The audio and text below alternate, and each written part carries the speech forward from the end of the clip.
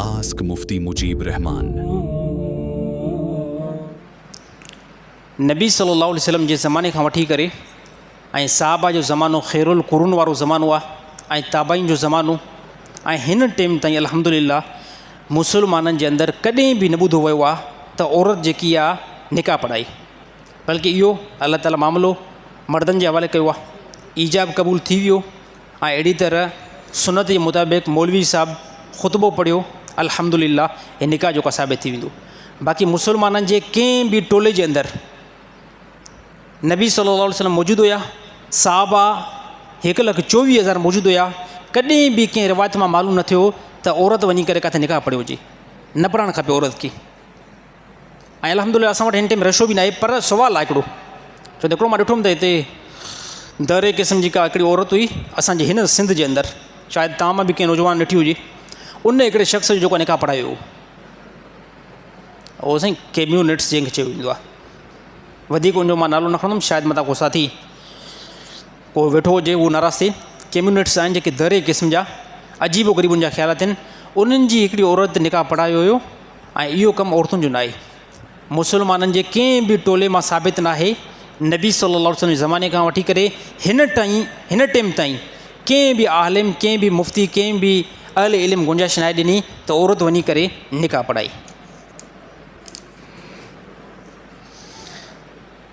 कहिड़ा पखी हलाल आहिनि ऐं कहिड़ा पखी हराम आहिनि, उनजी वज़ाहत कयो। नबी सल्लल्लाहु अलैहि वसल्लम फ़रमायो त जेको पखी पंहिंजे पेरनि खां पकिड़े करे शिकार करे या उन पखी खे ॾंद आहिनि उन ॾंदनि सां शिकार करे, उहो पखी जेको हराम आहे। बाक़ी जेको पखी पंहिंजे चंबे सां बि नथो पकिड़े, सिर्फ़ु जेको पंहिंजे चूंब सां खाए थो या अहिड़ी तरह शिकार करे थो, उहो पखी जेको आहे खाइणु हलाल आहे। हाणे उन ते डिपेंड कंदा वञो त कहिड़ा कहिड़ा पखी आहिनि जेके सिर्फ़ु चूंब सां खाईंदा आहिनि ऐं उन्हनि खे ॾंद न आहिनि ऐं चंबे सां बि न आहिनि पकड़ींदा, सिर्फ़ु चूंब सां खाइनि था, चंबे सां बि नथा पकड़नि ऐं प्लस में उन्हनि खे ॾंद बि न आहिनि, त इहो पखी जेको आहे इन खे ज़िबह करे खाई सघो था, कोई बि टेंशन न आहे। पोइ दुनिया जो कहिड़ो बि पखी हुजे साईं, हा, बग़ैर टेंशन खां उनखे खाई सघो था। औरत जो निकाह थियलु हुजे, उनजे मुड़ुस जी उनखे मुड़ुस तलाक न आहे ॾिनी, इहा औरत ॿिए हंधि निकाह करे सघे थी या न? न थींदो साईं निकाह, निकाह जे मथां निकाह न थींदो। कंहिं औरत जो किथे निकाह थियलु हुयो, हाणे इहा औरत उतां निकिरी करे ॿिए हंधि किथे निकाह कयो आहे त पहिरें मुड़ुस जो निकाह बीठल आहे, उन निकाह जे मथां निकाह थोरी थींदो। हे गैर मुस्लिमनि जो को कमु थी सघे थो, छो त गैर मुस्लिम वटि बाज़ो का तमीज़ न आहे, न इद्दत जी आहे न तलाक जी आहे। हे गैर मुस्लिम जो कमु आहे, मुस्लमान जो न आहे। हिकिड़ी औरत हुजे बि मुस्लमान ऐं चवे त मां ला इलाहा इल्लल्लाह मुहम्मद रसूलुल्लाह जी इक़रार थी कयां, ऐं इहा औरत निकाह जे मथां पंहिंजो निकाह कराए, न न, मुस्लमान जो इहो कमु न आहे। कंहिं नॉन मुस्लिम या गैर मुस्लिम कंहिं औरत ऐं मर्द जो कमु थी सघे थो। निकाह पियल आहे, उहो निकाह जेसि ताईं टुटो न आहे, यानी साफ़ तौर ते मुड़ुस तलाक तलाक तलाक 3 मरतबा तलाक न आहे ॾिनी ऐं औरत इद्दत कंप्लीट न आहे कई, औरत जे लाइ जाइज़ न आहे त इहा औरत वञी करे पंहिंजो निकाह ॿिए हंधि किथे कराई। मैयत जो मुंहुं ॾिसणु कीअं आहे, जाइज़ आहे बिल्कुलु, कंहिं क़िस्म में कोई बि टेंशन न आहे। औरत जो न आहे ॾिसणो, बाक़ी मर्द जेकॾहिं आहे, मर्द जो मर्द मुंहुं ॾिसी सघे थो, औरतुनि जो औरतूं ॾिसी सघनि थियूं। ऐं औरत जो मुंहुं जनाज़े खां बाद में खोलण बि वॾी तोहीन आहे। हे काफ़ी चवंदा आहिनि साईं सिर्फ़ु पौड़ी आहे, 70 साल जी असांजी अमा आहे, 70 साल जी असांजी माउ आहे, हाणे जनाज़ो ते पढ़ियो आहे, 70 साल जी अमा आहे, बसि थोरो मुंहुं खोलियोसि, इन जा भाइर आया आहिनि, इन जा रिश्तेदार आया आहिनि, नाजाइज़ आहे। पौड़ी 60 साल जी हुजे, 50 साल जी हुजे, 80 साल जी हुजे, जनाज़े पढ़ण खां बाद में जेको मर्दनि जो मजमू आहे उते मुंहुं नाहे खोलणो। साईं ॻाल्हि सम्झ अची वई? या अहिड़ी तरह घटि उमिरि जी औरत हुजे, 40 साल 30 साल, बिल्कुलु कतन जेको आहे गुंजाइश न आहे त औरत जो मुंहुं खोले करे ऐं ॿियनि खे मुंहुं ॾेखारियो वञे। बाक़ी औरतूं जेकॾहिं मुंहुं ॾिसनि थियूं, कोई बि मसइलो न आहे। आबे ज़मज़म जे पाणी में ॿियो पाणी मिलाइणु कीअं आहे? आबे ज़मज़म जे पाणी में जेकॾहिं ॿियो थोरो पाणी तव्हां मिलायो था ऐं आबे ज़मज़म वारो पाणी घणो आहे त पोइ ठीकु आहे, इहो आबे ज़मज़म ई रहंदो। कंहिं हद ताईं इहो मिलाइणु दुरुस्त बि आहे, जाइज़ बि आहे। बाक़ी हाणे हे ॾिसो था, तव्हांजो गिलास आबे ज़मज़म जो सिर्फ़ु हिकिड़ो गिलास आहे ऐं लीटर पाणी आम पाणी आहे। हाणे लीटर पाणी में जेकॾहिं आबे ज़मज़म जो हिकिड़ो गिलास विझंदो त इहो आम पाणी इन जे मथां ग़ालिब थी पवंदो। हाणे इनखे आबे ज़मज़म चवणु दुरुस्त न आहे, सही न आहे। अगरि चवंदो न आबे ज़मज़म आहे, यानी तव्हां कूड़ पिया ॻाल्हायो। अलबत्त बरक़त त ईंदी उन पाणी जे अंदरि, पर हाणे हिन पाणी जे मथां जेको घणो पाणी ग़ालिब थी चुको आहे न, उहो कहिड़ो आहे? उहो आम पाणी आहे।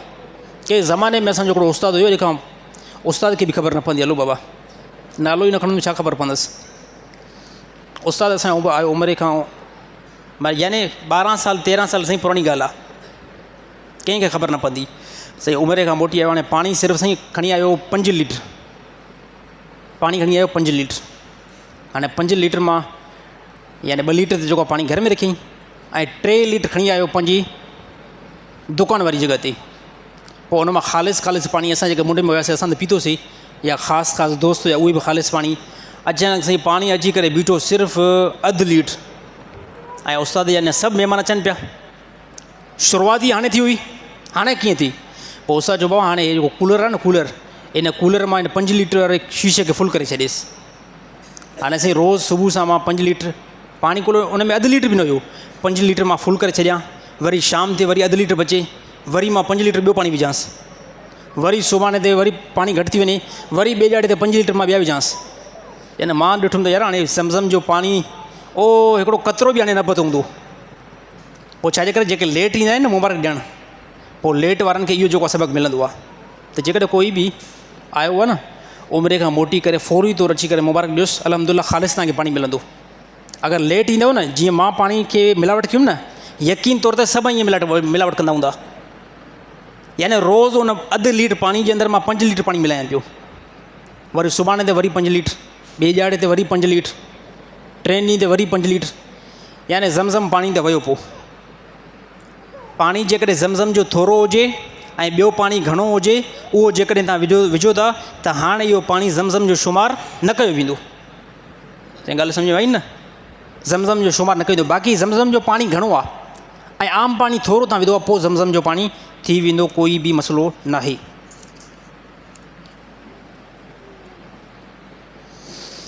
बाक़ी हे बि हिकिड़ी वॾी ॻाल्हि आहे यार, उमिरि खां जेके साथी मोटी था अचनि, साथी त मोहबत सां अचनि था, साथी जेके मुबारक ॾियण ईंदा आहिनि न, उहे त मोहबत सां, पर हे रवाज़ु पैदा थी वियो आहे, इहो रवाज़ु बंदि थियणु खपे त बहितर आहे।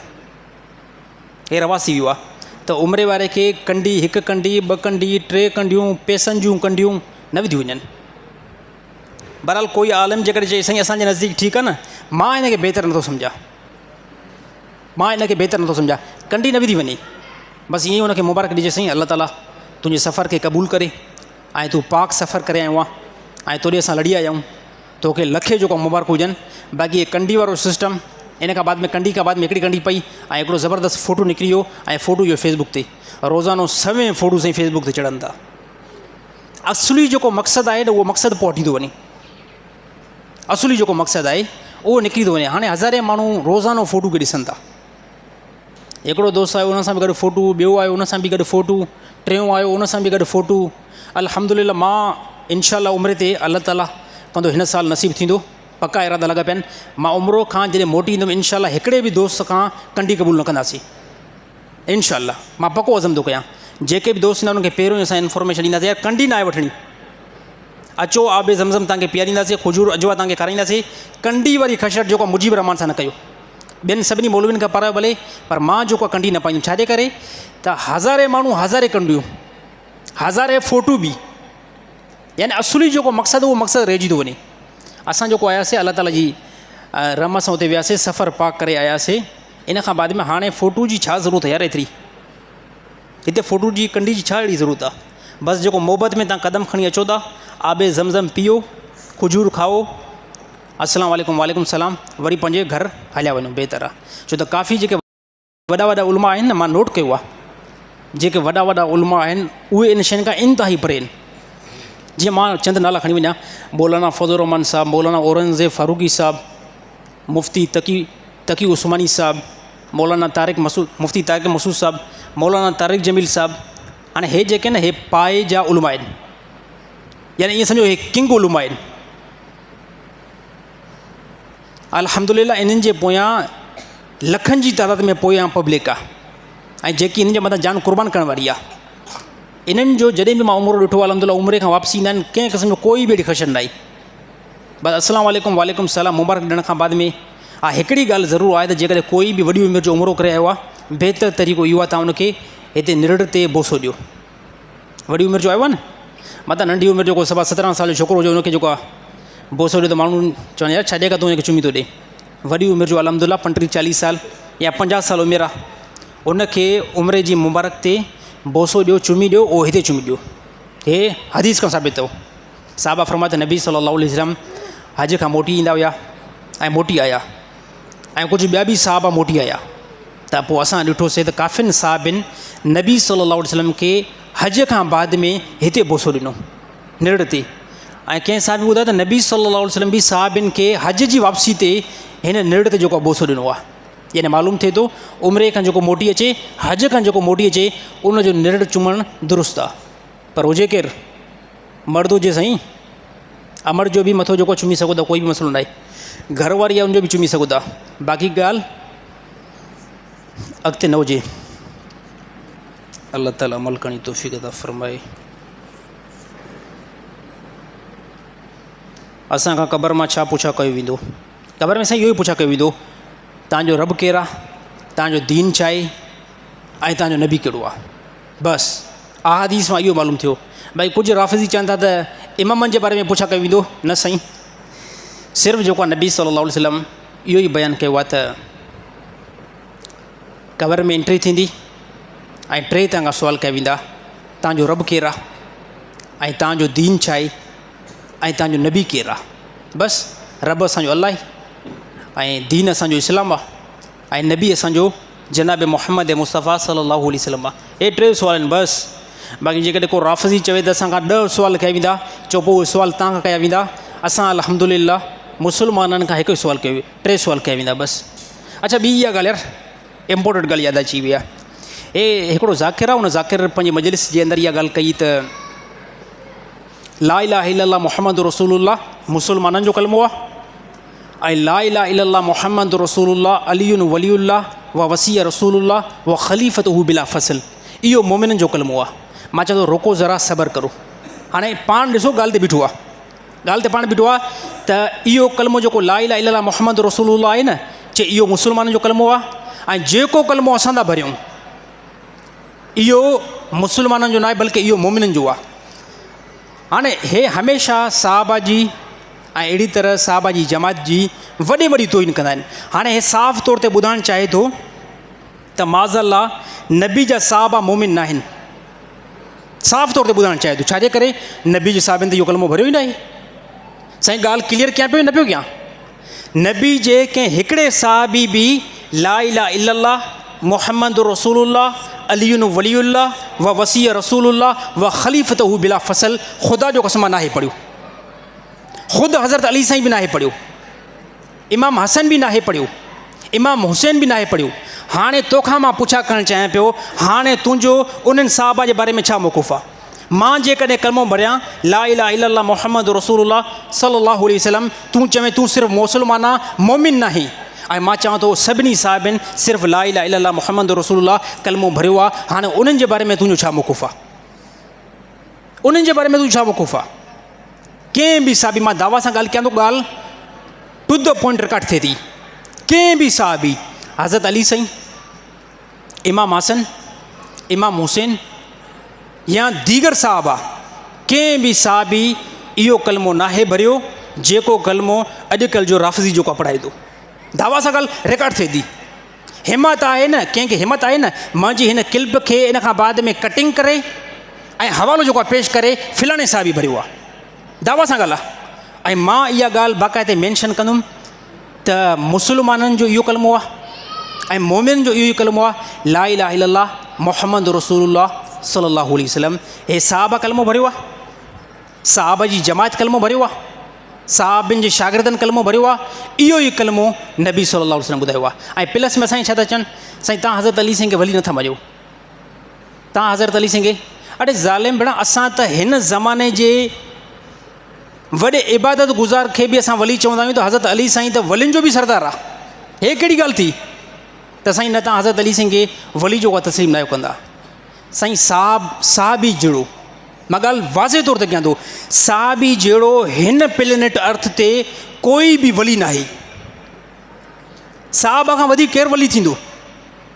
बाक़ी लास्ट में इहा ॻाल्हि करणु चाहियां थो, ख़लीफ़त हू बिला फ़सल जेको आहे उहो हज़रत अबू बकर सिद्दीक़ आहे।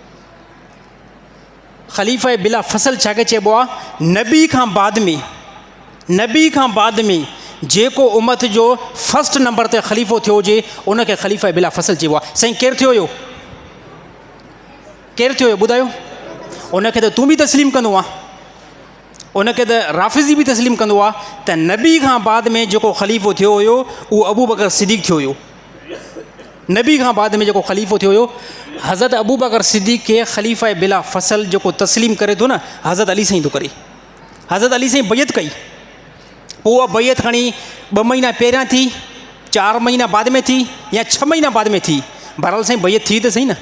हज़रत अली साईं बैत हीअं हथ ते रखे करे चयो त अबू बकर सिद्दीक़ जे हथ ते मां बैत थो कयां, अबू बकर सिद्दीक़ खे मां ख़लीफ़ा तस्लीम थो कयां। नबी खां बाद में ख़लीफ़ा बिला फ़सल केरु आहे?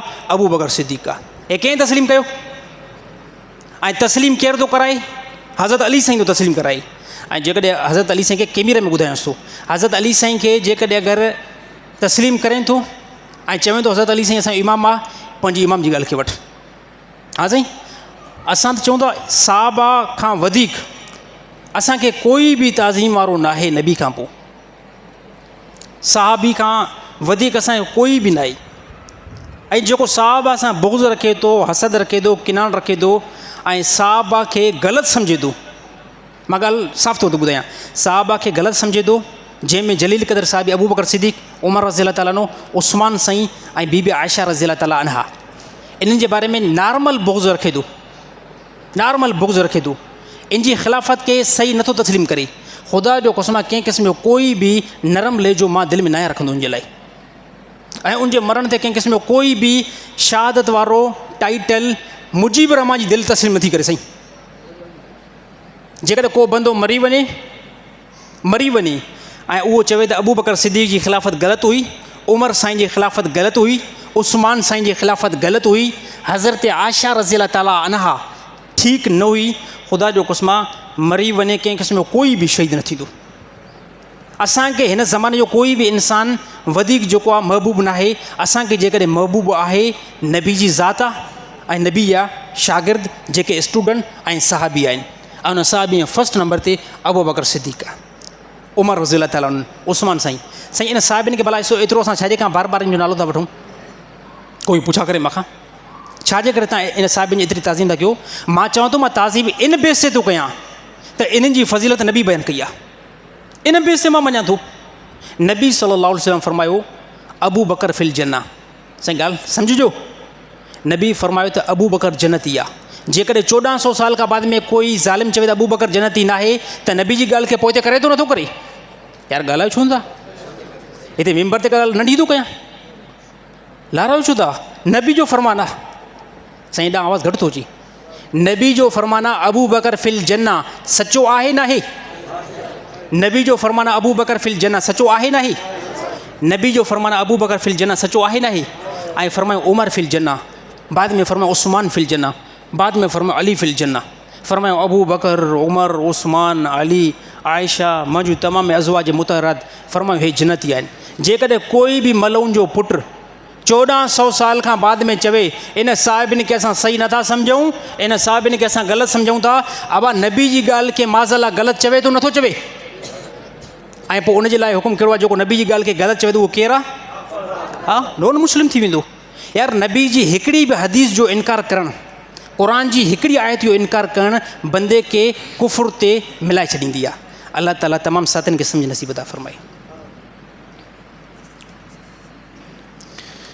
से लास्ट में ईद बि हाणे मथां ई, मां सम्झो त ॿियो जुमो मुमकिन आहे अचे ऐं मुमकिन आहे ॿियो जुमो न बि अची सघे थो, त पोइ ईद नमाज़ जो तरीक़ो जेको ॿुधाए छॾियां त बहितर आहे। उनखे यादि बि रखो, अगरि ना अचे त क्लिप खे महिरबानी करे ईद नमाज़ खां पहिरियां ईद जी राति 3-4 दफ़ा ॾिसिजो, छो त असांजा काफ़ी जेके मुस्लमान नमाज़ ते बीठा न, असां रिकॉर्डिंग पोएं साल बि लॻाईसीं। अल्लाह अकबर, पोइ ॾिसंदा ॾिसो साईं मुजीब हाणे छा थो करे। हेठि रुकू में थो वञे, बीठो आहे मथे, पोइ हिते परे खां हिकिड़ो साथी ॾिसो थो ईअं, साईं मुजीब रहमान ॾिसां काॾे थो वञे, ॾिठईं साईं मुजीब रहमान मथे, हेठि त नथो वञे, अलाह अकबर करे वरी साईं हथ ॿधा, ॾिठईं मथां हाणे टीं तकबीर में पक जेको आहे हेठि हलियो वञे, पर अलहमदुलिल्लाह टीं तकबीर में बि हेठि न वियासीं, सूरत फाते पढ़ीसीं। त इहो कमु थींदो आहे असांजा मुस्लमान, अफ़सोस जो मक़ामु आहे ईद नमाज़ नथी अचे साईं, साईं अफ़सोस जो मक़ामु आहे न आहे। इंटरनेट जो तूं सॉफ्टवेयर इंजीनियर आहे, तूं कर्नल आहे, तूं जर्नल आहे, फिज़िक्स में तूं टीचर आहे, केमिस्ट्री जो तूं माहिर आहे, हा साईं फिलाणा फिलाणा तोखे उहिदा आहिनि, टाइटल आहिनि, भाऊ खे ईद नमाज़ न पई अचे। मौलवी साहिबु कीअं परे सां टेड़ी अख सां ॾिसे पियो, जीअं जीअं छा चवंदा आहिनि कासाई में, कासाई छा के हा काणी में कासाई खे जीअं ॾिसे त कहिड़े टाइम मूंखे ज़िब थो करे, पोइ ॾिसंदा साईं हाणे साईं काॾे थो वञे, साईं काॾे बि वञे तव्हां पहिरियों बसि हिन क्लिप खे ॾिसो, ईद नमाज़ जो तरीक़ो सिखो ऐं पोइ बिस्मिल्लाह करे ईद नमाज़ जे अंदरि एंट्री कयो। ईद नमाज़ जो आसान तरीक़ो हनफ़ी मसलक जे मुताबिक़, जेकॾहिं कंहिंजो मसलक चेंज आहे त उहो पंहिंजे मसलक जे एतबार सां पंहिंजे मौलवी खां पुछा करे, बाक़ी पाकिस्तान जे अंदरि अल्हम्दुलिल्लाह हनफ़ी मसलक 90% आहे, बाक़ी जेकॾहिं कोई ॿिए कंहिं मसलक जो आहे त पंहिंजे ज़ाकिर साहिब खां वञी करे पुछा करे।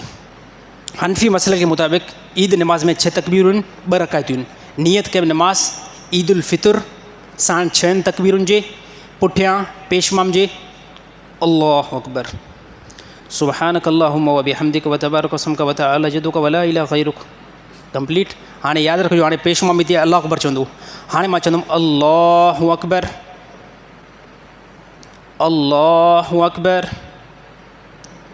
अल्लाहु अकबर अल्हम्दुलिल्लाहि रब्बिल आलमीन अर्रहमानिर रहीम मालिकि यौमिद्दीन कुल हुवल्लाहु अहद अल्लाहु समद लम यलिद व लम यूलद व लम यकुल लहू कुफुवन अहद अल्लाहु अकबर। हाणे मां रुकू कंदुमि, रुकू करे ॿ सजदा करे ऐं पोइ वरी अल्लाहु अकबर, पेशमा वरी पंहिंजी असुली हालत में बीठो आहे। हाणे मां छा कंदुमि त पहिरीं रकायत में मां तकबीर पहिरियां चयुमि न, पहिरीं रकायत में 3 तकबीर मां पहिरियां चयुमि, हाणे ॿी रकायत में इहे 3 तकबीर सूरत फाते खां ऐं ॿी सूरत खां पोयां चयूं वेंदियूं, हाणे हीअं चयूं वेंदियूं। हाणे ॿी रकायत लाइ मां उथियो आहियां, नोट कयो, अल्हम्दुलिल्लाहि रब्बिल आलमीन अर्रहमानिर रहीम इन्ना अतैनाकल कौसर फसल्लि लिरब्बिक वन्हर इन्न शानियक हुवल अब्तर अल्लाहु अकबर अल्लाहु अकबर अल्लाहु अकबर अल्लाहु अकबर। हाणे रुकू अल्लाहु अकबर चई करे पोइ सुबहान रब्बिल अज़ीम समी अल्लाहु लिमन हमीदा, 2 सजदा, अस्सलामु अलैकुम रहमतुल्लाह, अस्सलामु अलैकुम। शुक्र थियो भाउ मौलवी साहिब खां जान छॾाईसीं, ईद नमाज़ पढ़ी से, मुबारक हुजे सभिनी खे। हा मुबारक, छो त वॾो हिकिड़ो वज़न लही वियो न, वॾो वज़न लही वियो। हाणे असांजी पब्लिक खे इहो वॾो वज़न आहे, हालांकि जेको वज़न असांजे मथां आहे न, मां सम्झां थो एतिरो वज़न तव्हां खणी न सघो। जुमो पढ़ाइणो आहे, ईद पढ़ाइणी आहे, ईद खां अलावा दरस ॾियणा आहिनि, 5 वक़्त नमाज़ पाबंदी सां पढ़ाइणी आहे। बहरहाल कमु त कमु आहे साईं, हा कमु त आहे न वज़नी। अञा माण्हू असांखे चवंदा मौलवी साहिबु त वांदो आहे, चए असां त फारिग आहियूं ई न, तबलीग ते वञी करे मौलवी साहिबु वञे न। हाणे मौलवी साहिब खे जेको कमु आहे न, एतिरो कमु शायदि तुंहिंजे मुक़दर में न आहे, जेतिरो मसरूफ़ जेको आहे मौलवी आहे न, हक़ीक़ी मौलवी, मां उहो नॉर्मल जेको मुलनि जी ॻाल्हि नथो कयां, हक़ीक़ी मौलवी जेको अहले इल्म मुफ़्ती आहे, जेतिरो इहो मसरूफ़ आहे न, शायदि मां चवां थो हिन प्लेनेट अर्थ ते कोई मसरूफ़ हुजे। ऐं मुफ़्ती तारिक मसूद आहे, चए मूंखे रमज़ान में मथे खे खणण जी बि जेको गुंजाइश नथी थिए, हक़ीक़त हुनजो कमु एतिरी लेवल जो आहे। उहो तरावीन खां बाद में तरावियूं पढ़ाई करे, मुफ़्ती तारिक मसूद साहिबु तरावी पढ़ाई करे पोइ कलाकु लेक्चर ॾींदो आहे, जेको तरावी पढ़ाई आहे न उन सॼे सीपर जो तफ़सील ॿुधाईंदो आहे। इन खां अलावा चए थो वरी ॿिया मुंहिंजा दर्स आहिनि, मसइला आहिनि, सवाल जवाब सेक्शन आहे। चए मूंखे पंहिंजूं 4 जेके घर वारियूं न उहे चवंदियूं भला तूं रमज़ान में असांखे टाइम ई नथो ॾे। चए मां चयो महिरबानी करे रमज़ान जो महीनो मूंखे छुटी ॾियो, रमज़ान खां बाद में इंशाअल्लाह ठीक ठाक ईद कंदासीं। अल्लाह ताला अमल करण जी तौफ़ीक़ अता फ़रमाए।